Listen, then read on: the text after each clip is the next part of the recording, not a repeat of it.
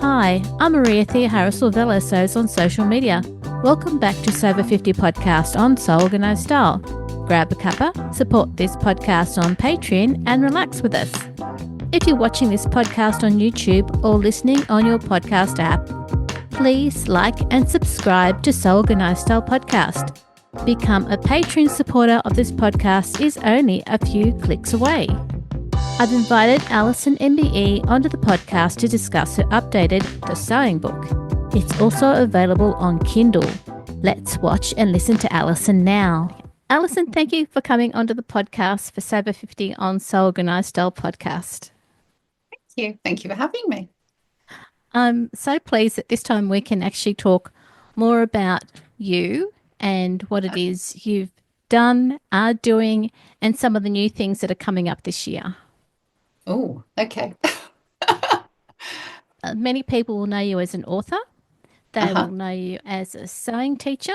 Your services to sewing and corsetry have been recognised with your MBE, which I'm always happy to talk to people. Like, I'm talking to Alison, she's got an MBE. It's like, Maria, calm down. Thank you. Thank you. That's a huge achievement. There's one or two people have been given them who are in the quilting world, who've got MBEs, but I think at the moment I'm the only person on the sort of sewing instruction side who's got one. So it's nice. And to know that there is someone in the sewing world yourself who actually has been recognised for your years of service is great, because you're kind of the benchmark with that recognition. Yeah, that's nice. Yes. Yeah, thank you very much. You're welcome. So these days, what do you usually sew when you have sewing time? Oh, that's a good question. Most of my sewing at the moment tends to be geared up to my teaching on my online members club. I've got a members club which is online, and there's 300 odd videos on there.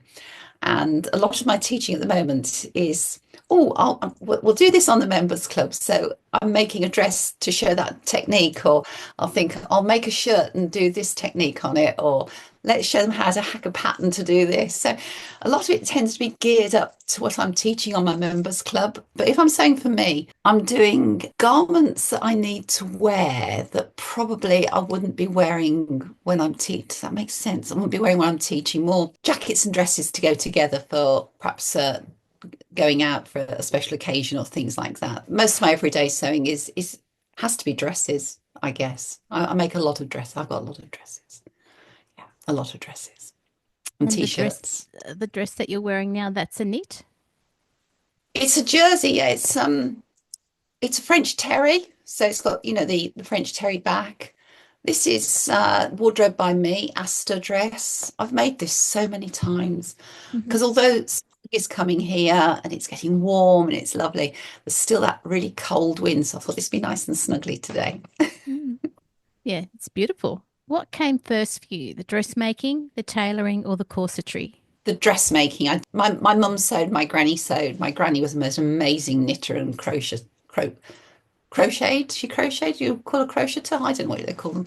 And my mum taught sewing. And when I left school, I didn't know what I wanted to do. I went into an office and I hated every minute of working in an office. So I went to university and trained to teach art with fashion. Drawing was my main love. Drawing, painting, I love that. I've always done that from a little girl. And in the end, I ended up in a school teaching textiles. Taught in Birmingham schools for 10 years, head of departments. And then when GCSE, where our exam system changed, I got out because I could see what it was doing to the subject. Started making wedding dresses for people and started the first sewing school. And that was it. The rest is history, as they say. Dressmaking to corsetry, was that a big jump?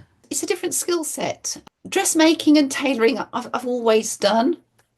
And then I think it was the film Moulin Rouge that came along in the late 1990s, and everybody suddenly wanted a corset.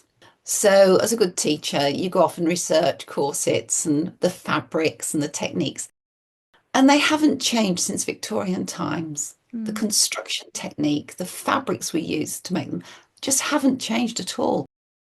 They're not difficult to make. They're quite easy to draft if you're into pattern drafting. They reduce your waist by at least 2 inches, which is great. They give you a different shape. They give you very much an hourglass shape because whereas your bra will push up and sort of separate, the corset doesn't do that. The corset just sort of pushes you up, and then you get sort of spillage at the top sometimes and at the bottom.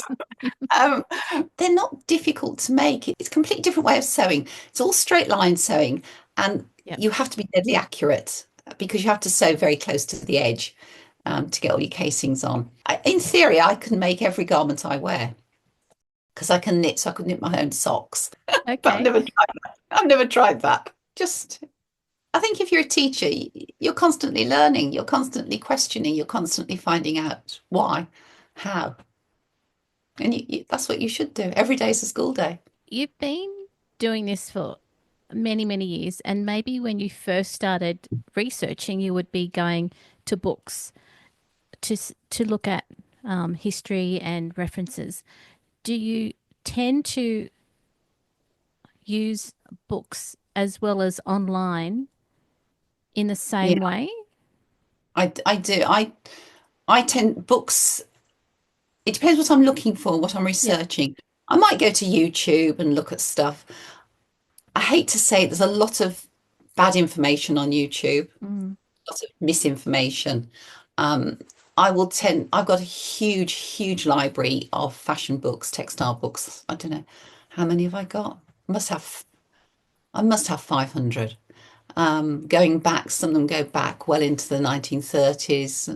Um, and the techniques, a lot of the techniques don't actually change. Hmm. We sort of modernize them because of the fabrics we've got today, and the interfacings we've got today. So a technique that was probably done in the 1930s or 50s, we still do today, Mm. but the fabrics that we use might have changed. And I think I still love going to a book and looking something up and getting absorbed in the book and the illustrations. Some of the illustrations in some of the old books are absolutely adorable. And the way they, if you look at some of the books from the 1940s and 50s, they tell you, you've got to have done all your housework first. And then when you're sewing, you have to make sure your hair is done and everything. They're absolutely superb. We're probably sitting sewing our pajamas half the time, but hey, I feel sorry for some people who do go quite a lot to online references because there's no sort of guidelines as to is that good information, is that not good information. It's knowing Mm. which source to go to for some of the better information about things because you can read some very misleading stuff. And one little gripe of mine, and I will say it, and our people will probably really shout me down for this. So many techniques that you see online are done on industrial sewing machines. And if you've got a basic domestic machine at home, the process isn't the same. I've got a semi-industrial and it's great, but I never use that if I'm showing things to students because the foot's different. The whole way it sews is different. Yeah. You haven't got that bit of extra movement underneath the foot that you've got on a domestic. Um, and I think it's such a shame because an industrial can make things look super easy. But actually, you put that on your very basic entry level sewing machine, it's not quite as easy as you making it look. You've got the experience that allows you to figure out, okay, that's not going to quite work for students with a domestic machine. Whereas if someone hasn't had that experience, they won't know. No, they won't know. And then they get frustrated and then Yeah. why hasn't it worked? And it's nothing that they've done wrong. It's No. that they probably need a better technique or somebody to talk them through that process in a different way. And you've written quite a few books now, and you've updated your book. Mhm. And before we came onto this podcast, you said, a couple of projects have changed and some of the techniques have changed or updated. Do you want to, should we talk about what it is you've done differently with this book because of the changes that you've seen Yeah, and experienced? Why not? why not? Right. So if I just I've got to find the right pages now in the book. The the book is called Uh, The Sewing Book. Sewing book. If we go to, you And write a book and you don't actually, you've seen so much of it, you don't want to see it for a few days. This whole section here has been updated. So there's a chapter on fibres and fabrics and everything. So all this has really been updated, looking at different, really explaining what yarn is, where it comes from, and talking about S twists and Z twists in fabric. And then we've got a little bit here about the GSM weights of fabrics, because some shops sell by GSM weight, or some patterns will say, if you're making jeans, you need a GSM weight of, and people don't know what that means. So we've put that in the book, and we've written about the Oco-Tex label that you get on fabrics, the sustainable fabrics. So they're all traceable. And this is all new about all the different yarns you get, and then all the fabrics. And then we really go into interlinings and interfacings in this one, because they've all changed as well. You get lots of tapes now, fusible tapes. What do you use those for?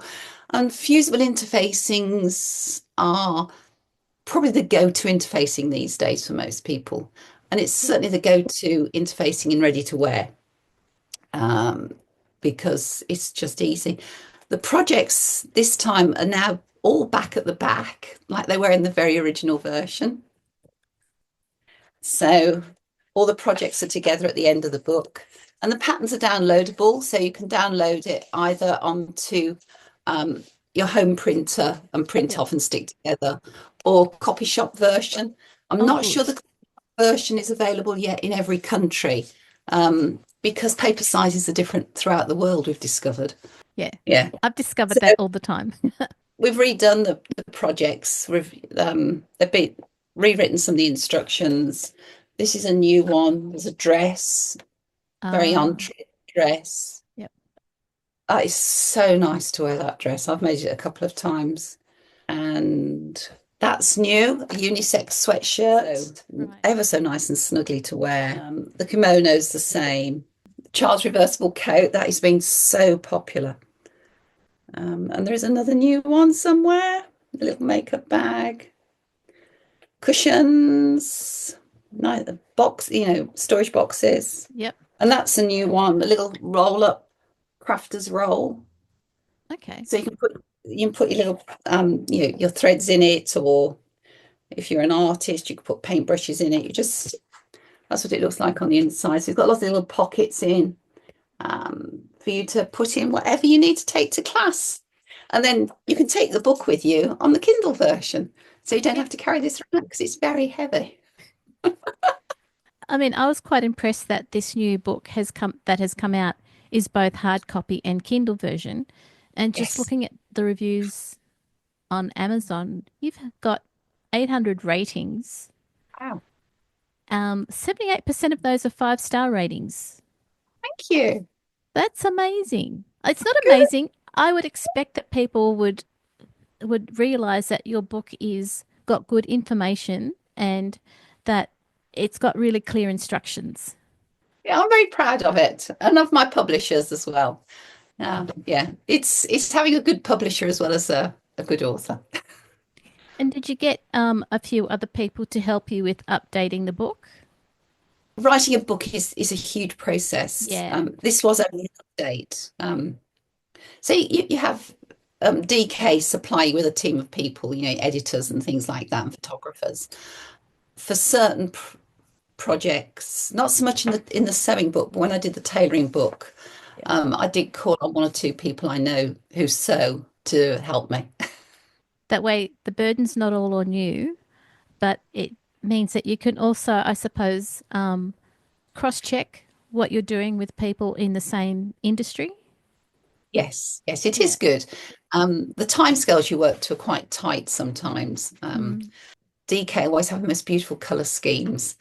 And when you're writing a book, you tend to quite often want plain fabric, so it really shows up the techniques. And you can't always find the fabric in the colour that's plain, because prints are just so on trend at the moment. So sometimes it's a real quest to find the right fabrics, but we do it. We manage. So, with all of the things that you do, where can people find you online? A good question. I've got my own website, schoolofsewing.co.uk. Yep. I am teaching more online now than in person. And if you go to the little tab at the top and click on Members Club and scroll right down, there's a sample video you can watch. Um, and then you can join if you want to. It's a subscription club. It's £20 a month. And I've got a lot of members in Australia. Yeah, I've got a lot of members all around the world, actually. And there's a chat room. There's a new video comes up every Friday. You never know what it's going to be. This year we've gone for themed months. So April is how to month. So we've got how to line a shirt dress, how to on the back of a t-shirt add that little coloured tab you get on the back. You know, you get the coloured strip on the back of a t-shirt. Yeah. How to do that. How to sew a scalloped edge because they're very on trend at the moment, and how to use insertion lace. They're all coming Oh, up. nice. And then next month is a sew along, and we're doing the jacket out of the tailoring book. That's May. I think June is couture month, looking at techniques for special occasion wear, summer brides, those sorts of things. So each month this year has got a theme, but it's always like opening a box of chocolates on a Friday morning. You don't know what video is going to be on your computer to look at. And this podcast is going out in May, so that's really great that you've told us what's happening in May as well as in June. Something to look forward to. Yes, well, it'd be great if you can join me. I have got one or two. Yeah, I've got one to Australia, New Zealand. I've got students in America, Canada, Europe, all over, all That over. means we can all get together without having Yeah, to pay for a plane fare. I do live chats like this, not every month, but about every 6 weeks we'll do a live Zoom. It's finding a time that suits the whole world, which is really difficult. So we usually do Hmm. about 5:30 on UK time. So I don't know what time that would be for you guys. However, Alison, I have actually been to meetings at 3 a.m. in the morning because of the time zone. Yeah. Yeah. If it's good, you do it. Yeah. Oh, it's such a shame though. There's no sort of one time that suits the whole No, world, is there? When everybody's no. awake. I'm slowing down a bit now because I'm getting a bit older. I'll be doing more online, and I think it's a nice way to go because you can stop and rewind and look again and keep it. I mean, as long as you're a member, you can access the videos anytime. You can't download them, but you can watch them anytime you want to. So that if you've just forgotten, oh yeah, how do I do that collar again? You can find the video and go and watch it. Before we finish, what's your advice to give to people who are coming back to sewing after not sewing for many years? I Because think the most difficult thing you'll find, two of the most difficult things, one is patterns have changed dramatically. Um, and you can't look at your ready to wear size just because you go out and you buy a size 14 in clothes. Well, you won't be a size 14 in a commercial pattern. And I think getting your head around the pattern sizing is really difficult. And now we've got all the independent patterns as well. They all have their own sizing systems. And I think mm, sometimes it's finding an independent pattern company whose blocks, whose master patterns that they work off, your sort of shape. Because I know I can go to some indie patterns and they just don't fit me at all anywhere. Whereas I can pick up a Vogue or a Buttrick or a McCall's and I know exactly where to alter those to fit me. So sometimes it's finding a pattern company whose patterns work off a block that fits you, and that is a bit of trial and error. It might pay you to go to a class and get some fitting advice because that is really useful. And as you get older, if you're coming back to it, your body will have changed shape quite a lot from when you were probably sewing when you were a lot younger. So you might have, your back might be a little bit more rounded from sitting over a computer all day long.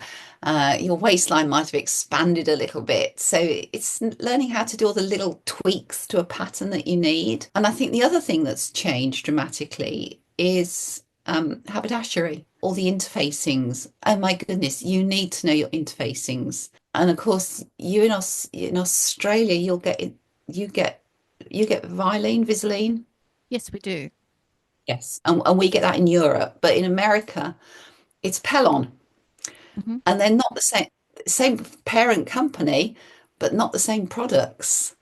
So it's learning about all the different interfacings that you can use because they have transformed dressmaking Mm. and made it so much easier. And to understand that, you probably need to go to something like the Visaline website and read what's available in your country and what they're used for. Because some shops just sell a lightweight, medium weight, and heavyweight that don't cover all the different options that you Mm. might want. Because if you're making a really soft viscose dress, you need a really fine interfacing on it. And sometimes even a lightweight interfacing can be too heavy. You might need a lightweight interfacing, if you know what I mean. And I think Yeah. that's changed. And the threads we use have changed because you now get, I'm sure you get in Australia, Maraflex Yep. for sewing jersey because you can sew it with a straight stitch and it stretches. It's wonderful. Um, and I think that can be quite difficult. And the new fabrics, well, what's that? Where's it come from? What's Rami? What's this? What's that? What's Cupra? People need to you need to do a little bit of research. But I think patterns is probably getting things to fit is the main challenge when you're coming back to dressmaking um, after you know, an absence. An absence of however many years, and you're right, the body changes, and you've got to come to terms with that as well, personally. And it's only a number, just because Yeah. you've got to cut out a size 18 trouser doesn't mean to say you're necessarily a size. What does that mean? Doesn't mean anything. Yeah. On European sizing, you'd be something like a 46, doesn't mean anything. It's a Mm. number. Hmm. If it fits and it fits you well, it makes you look slimmer. And getting some good advice around fitting and maybe going to a class is a really nice way of finding how to do that with an expert that knows. Yes. And most people will need a full bust adjustment. Yeah. We've all changed shape over the last 30 years. Alison, thank you for coming onto the podcast of Sober 50 today. It's been a joy and a Maria. pleasure. Yeah. Oh, thank you for having me. It's been lovely to talk to you. Thank Same you. here. You put so much effort into the sewing book that I'll either go to the library, have a look online, check the Bless you. reviews, and it's always really good. So what's there to worry about? Doing it on Kindle because I put Kindle onto my iPad here. Yeah. I thought, well, if you're going to a class, instead of taking a great big book with you, you can just take your iPad or your phone or whatever, and you can look up a technique. And it's a great resource for teachers as well, you Yes. know, because we all have to learn somewhere. That's right. And you're right. The Kindle version, you can actually, if you're in a class, you could project it onto a screen or share the view. Yeah, Yeah. perfect. Perfect. Perfect. Yep. Brilliant book, Alison. Thank you. Yeah. Well, we're updating the dressmaking book next, but that won't be be out in about another 18 months. So you'll have a bit of a wait. They'll all be on Kindle, all by Alison. Yeah, thank you. Have a great day. And you have a lovely day. Thank you, Maria. Take care. Thanks. Bye-bye. Bye. This episode of Sober 50 podcast on Soul Organized Style was both video and audio produced by me, Maria Theoharis, in my sewing room, with permission of Alison Smith MBE. Sound by Knief on YouTube.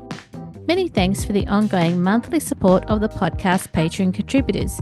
Their membership enables me to create these podcasts, both video and audio, for you for free. You can subscribe to Soul Organized Style Podcast, but with an S, not a Z, on all good podcast apps. Make sure you go back and listen to our free Sober 50 podcast archive on Soul Organized Style Podcast. Make sure you direct message Sandy and the editors at Sober 50 on Instagram to contribute to the ongoing posts and challenges the team promotes to the community. I look forward to joining you in your sewing room next time. Stay safe, everyone.